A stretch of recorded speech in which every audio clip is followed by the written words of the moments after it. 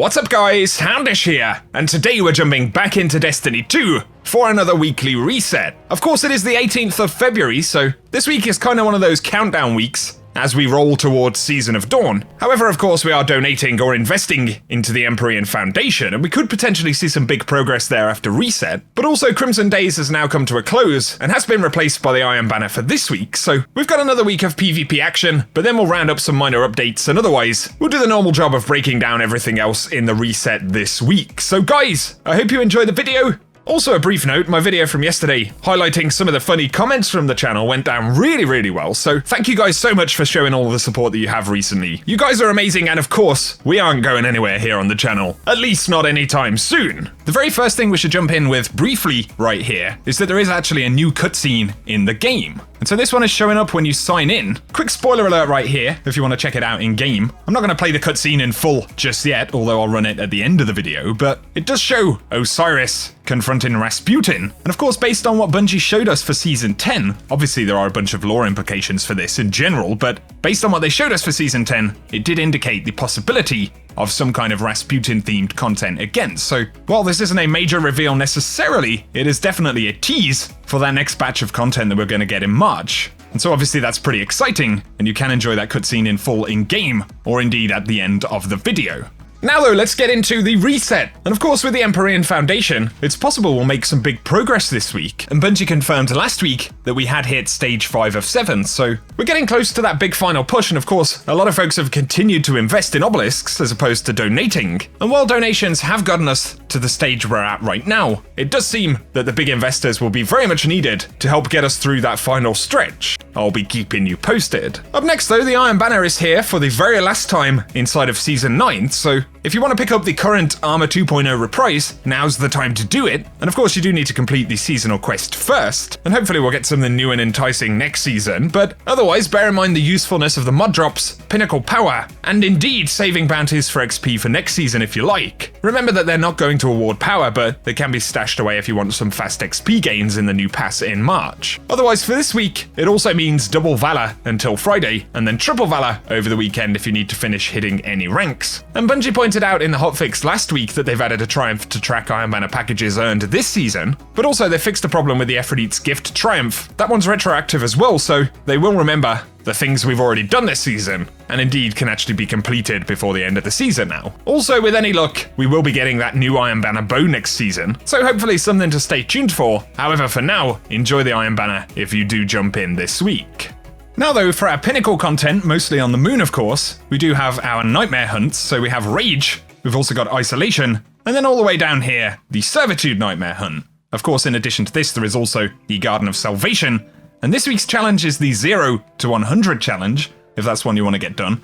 Otherwise, of course, you can get other Pinnacle drops in the dungeon, and of course, in the Sundial when you complete the Legend version. In the Eververse store right here, of course, we've got all of the featured silver stuff that you can check out in the game. We do have the Flashy Moves emote, as well as the Ram right there, and the Cabal Shield Breaker, and then the Circadian Chill shader there on the front page Bright Dust section. We're going down to the main Bright Dust page.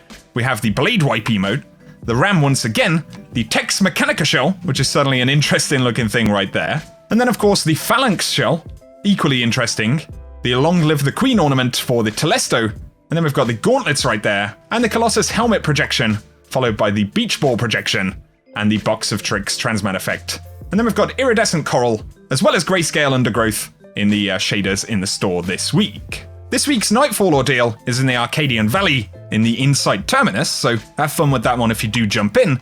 But for our normal Nightfalls, we have the Tree of Probabilities, and from here you can get the DFA hand cannon. We've also got the Arms Dealer, where you can get the Tilt Fuse Sparrow, and then the Scarlet Keep from Shadowkeep. To our legacy content though, we have the Menagerie with Arc Singe, Blackout, and Grenadier in the normal mode. And then we've got the hardcore mode with Extinguish, Grenadier, Famine, and Solar Singe. And the boss this week should be Arunak. If you're jumping into Reckoning though, we have Arc Singe, as well as Grenadier up to date. But then for Year 1 Prestige Leviathan raids, we have Prism, and then Arms Master with a Kinetic SMG, anything in the energy slot, and a grenade launcher in the power slot. And then finally, to some of the Year 1 stuff here, we've got the Escalation Protocol with Naxud the Famine, being the featured boss this week, and so all 3 of the weapons are available, and the weapons will drop randomly when you take the boss down. Over to the reef in the Dreaming City, the featured Ascendant challenge this week will be the Agonarch Abyss, which is accessed via the Bay of Drowned Wishes, the Lost Sector immediately at the spawn in Dreaming City. If you do want location and gameplay of that in a moment, I'll run it at the end of the video if you'd like to check it out, but otherwise that's everything we have to round up in the reset this week. Guys, if you're hanging on for that Destiny 2 news and those reveals for the new content drop in March, be sure to get subscribed and turn on notifications here on the channel so I can keep you up to date with everything related to the game. If you've enjoyed this video, a rating really helps me out though. Let us know if you're jumping into the game this week, and once again, thank you guys so much for the support. But whatever you get up to, I hope you guys have an awesome day.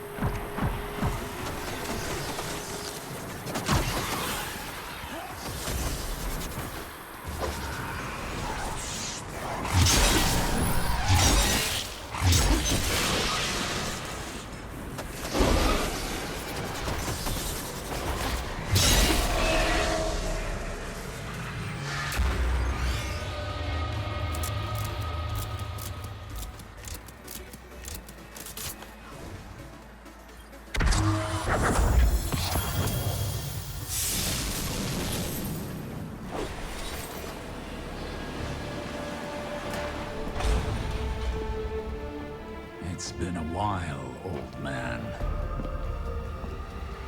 The tower looks at you and sees a god. But I see a thug, a murderer, betrayer. You know why I left the Infinite Forest, what I saw. A line has been drawn in this system. Light on one side, dark on the other. Where do you stand?